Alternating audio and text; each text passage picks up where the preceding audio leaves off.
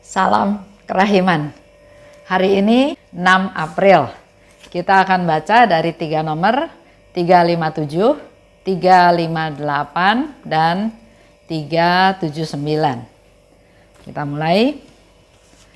Dalam nama Bapa dan Putra dan Roh Kudus. Amin. 357. Tritunggal yang Maha Kudus, aku mengandalkan kerahiman-Mu yang tak terbatas. Allah adalah Bapakku. Oleh karena itu, aku, anaknya, memiliki hak untuk minta apa saja kepada hati ilahinya. Dan semakin pekat kegelapanku, akan semakin penuhlah harapanku. 358. Aku tidak memahami bagaimana mungkin orang tidak mengandalkan Dia yang dapat mengerjakan segala sesuatu. Bersama Dia, segala sesuatu mungkin. Tanpa Dia, segala sesuatu mustahil. Ia Tuhan, Ia tidak akan membiarkan orang yang menaruh seluruh harapan padanya dikecewakan. 379. Dalam salah satu adorasi, Yesus berjanji kepadaku bahwa jiwa-jiwa yang meminta pertolongan kepada kerahimanku dan yang memuliakan serta memaklumkan kerahimanku yang besar, pada saat kematiannya mereka akan kuperlakukan sesuai dengan kerahimanku yang tak terbatas.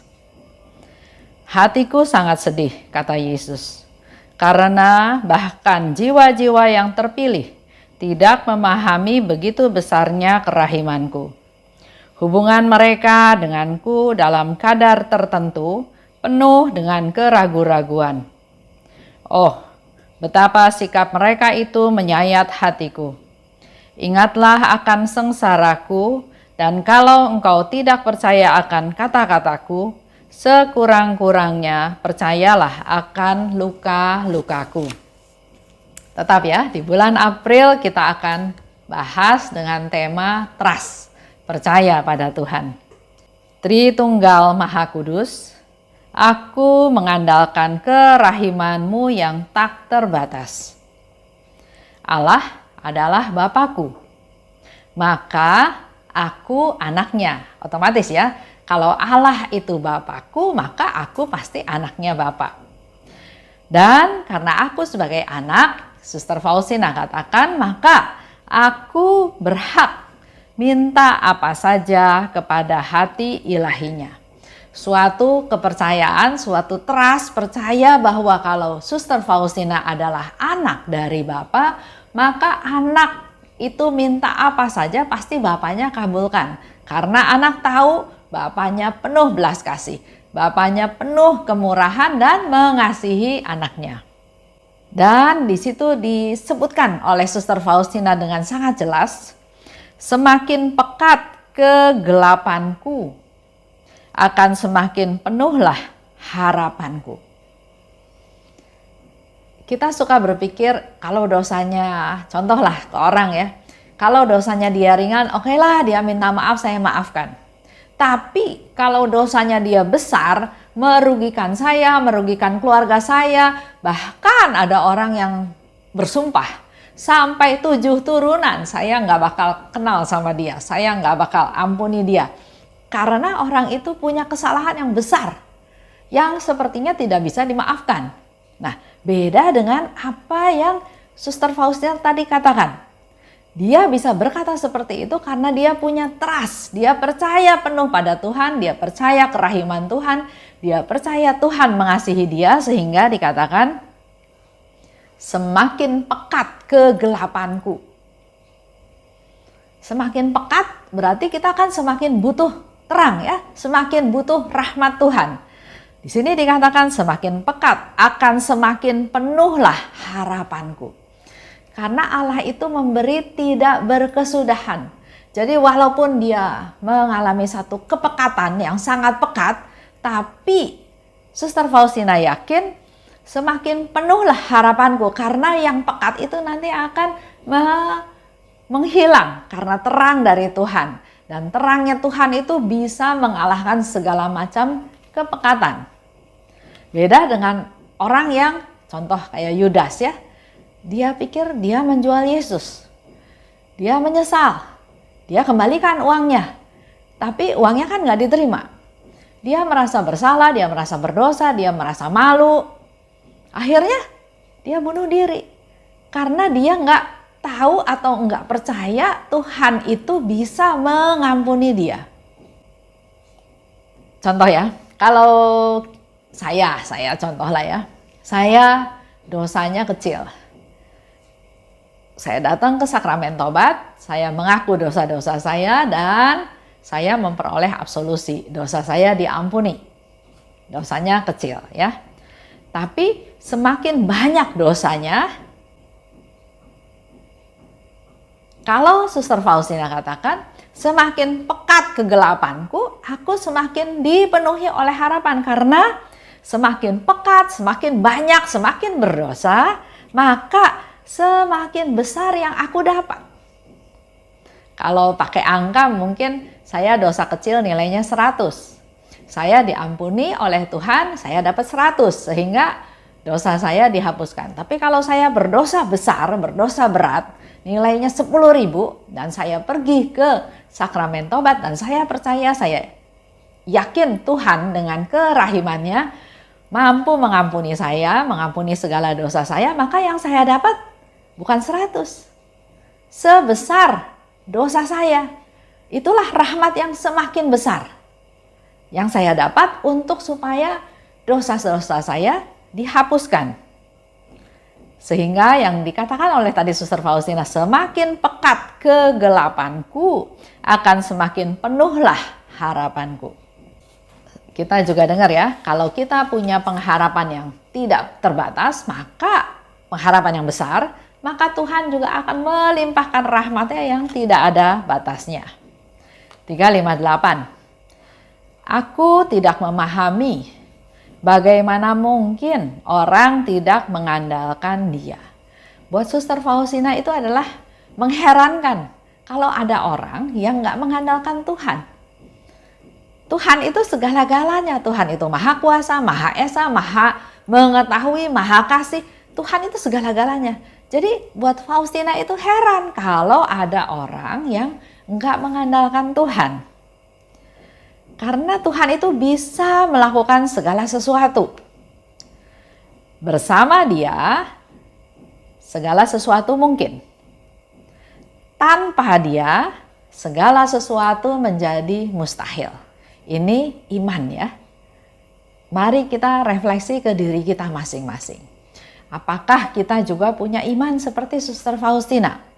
Bersama Tuhan, segala sesuatu mungkin, gak ada yang gak mungkin. Tapi enggak bersama Tuhan, segala sesuatu itu mustahil. Ya Tuhan, Ia tidak akan membiarkan orang yang menaruh seluruh harapan padanya dikecewakan. Ini perlu kita pegang teguh. Kalau kita berharap padanya, kita nggak mungkin dikecewakan. Karena Yesus katakan, kalau kamu punya pengharapan yang besar, harapanmu besar, maka kemurahan Tuhan itu tidak ada batasnya. 7 di nomor 379. Dalam adorasi, Yesus berjanji, jiwa yang meminta pertolongan kepada kerahimanku dan yang memuliakan serta memaklumkan kerahimanku, maka pada saat kematiannya mereka akan kuperlakukan sesuai dengan kerahimanku yang tak terbatas. Yesus bicara bukan menakut-nakuti kita ya, tapi bicara tentang masa depan. Setelah hidup di dunia yang fana ini, kita ada kehidupan yang kekal. Maka pada saat kematian, kita semua akan mengalami saat kematian. Pindah dari dunia yang fana ini ke dunia yang kekal. Nah, pada saat kematian itu Yesus katakan, akan kuperlakukan sesuai dengan kerahimanku yang tidak terbatas. Jadi siapapun akan diperlakukan seperti itu oleh Yesus kalau semasa hidupnya kita selalu datang minta pertolongan pada kerahiman Tuhan. Jangan sok bisa sendiri, jangan sombong, jangan nggak percaya Tuhan, tapi datang minta pertolongan Tuhan. Memuliakan kerahiman Tuhan, memaklumkan kerahiman Tuhan. 3 hal itu kita lakukan, maka pada saat kematian kita masing-masing, Dia akan memperlakukan kita sesuai dengan kerahimannya yang tidak terbatas. Karena janji Yesus itu dikatakan sekarang yang memaklumkan, yang memuliakan, yang mencari pertolongan, dan nanti saat mati, artinya kita diingatkan oleh Tuhan untuk selalu dalam hidup kita mengandalkan Tuhan, memaklumkan kerahiman Tuhan, meminta pertolongan kerahiman Tuhan sampai kita mati. Bukan sekarang aja ya, tapi sampai kita mati kita perlu lakukan hal tersebut. Akan ku perlakukan sesuai dengan kerahimanku. Maka pada saat kita ajal, kita akan mengalami damai Tuhan. Bukan dipenuhi dengan ketakutan, dengan kebingungan setelah mati kita ada di mana, atau dengan gangguan bayangan-bayangan hitam yang ada di sekeliling kita pada saat kita sekarat. Tapi Yesus berjanji akan memperlakukan sesuai dengan kerahiman Tuhan. Dia akan memberikan kehidupan atau peralihan dari dunia fana ke dunia kekal dengan damai. Kapan ya jiwa itu sebetulnya sungguh-sungguh memuliakan Allah? Bukan memuji-muji atau bukan bernyanyi, tapi pada waktu kita melaksanakan perintah Tuhan, itulah saatnya kita memuliakan Tuhan. Nurut sama apa yang Tuhan minta. Yesus berkata ya, aku memberi 3 cara untuk berbelas kasih kepada sesama. Itu ada di 742. Melalui perbuatan, melalui perkataan kita, juga melalui doa-doa kita. Itulah yang perlu kita lakukan. Dengan cara ini, suatu jiwa memuliakan dan menghormati kerahimanku. Itu jelas ditulis di 742.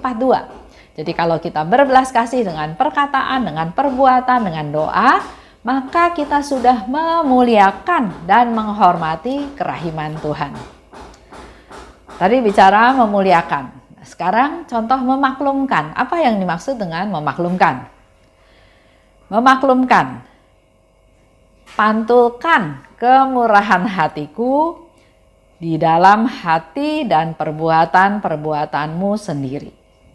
Yesus minta kemurahan Tuhan, kita memaklumkannya dengan cara dalam hati kita dan juga dalam tindakan-tindakan kita menyatakan kemurahan hati Tuhan. Sehingga engkau memaklumkan kerahimanku kepada dunia. Melalui sikap kita, hidup kita sehari-hari menjadi teladan. Itu ada di 1688. Jadi memaklumkan adalah kita dalam hati kita, dalam tindakan kita, kita mewartakan, membagikan kemurahan hatinya Tuhan. Katakan lebih lanjut oleh Yesus, hatiku sangat sedih. Karena bahkan jiwa-jiwa yang terpilih tidak memahami begitu besar kerahimanku. Yesus berharap pada jiwa-jiwa terpilih, permata-permatanya Tuhan, harusnya orang-orang itu lebih mengetahui tentang kerahimannya Tuhan. Tapi Yesus di sini katakan dia sangat sedih. Karena bahkan jiwa-jiwa terpilih nggak paham karena kerahiman Tuhan yang begitu besar. Para imam, kaum religius itu dalam hidupnya sehari-hari harusnya kerahiman Tuhan itu menjadi pola hidup mereka sehari-hari. Nyata ya. Tapi di sini Yesus katakan dia sangat sedih karena banyak yang nggak memahami kerahiman Tuhan tersebut. Dikatakan lebih lanjut, hubungan mereka denganku, kata Yesus ya, hubungan mereka artinya jiwa-jiwa terpilih. Hubungannya dengan Yesus itu dalam kadar tertentu penuh dengan keraguan-raguan. oh betapa sikap mereka itu menyayat hatiku. Kalau kita ragu-ragu, kalau kita nggak percaya sama Tuhan, sebetulnya kita sedang menyayat-nyayat hatinya Tuhan. Kalau kita ragu-ragu kan artinya kita nggak percaya ya, kita nggak percaya penuh. Nggak percaya pada sabdanya, nggak percaya pada luka-lukanya, nggak percaya pada sengsaranya. Itu adalah keraguan-raguan yang terjadi. Oleh sebab itu, mari Bapak Ibu kita banyak berdoa. Berdoa buat banyak orang, terutama buat jiwa-jiwa terpilih.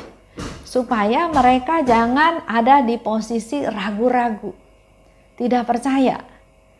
Kalau ragu-ragu tidak percaya, bukan hanya merugikan diri kita sendiri, tapi juga membuat Yesus sengsara, membuat hatinya tersayat-sayat. Kita berdoa pada Tuhan supaya mereka punya iman, percaya penuh pada kerahimannya Tuhan.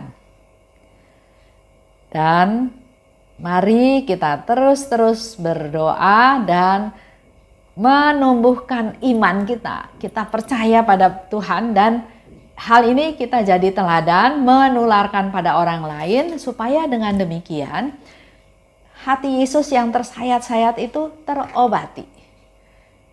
Semakin lama semakin berkuranglah orang-orang yang ragu-ragu, tapi justru semakin lama semakin kita punya iman yang percaya penuh pada Tuhan. Itu aja untuk hari ini. Kita tutup ya. Dalam nama Bapa dan Putra dan Roh Kudus. Amin. Salam kerahiman.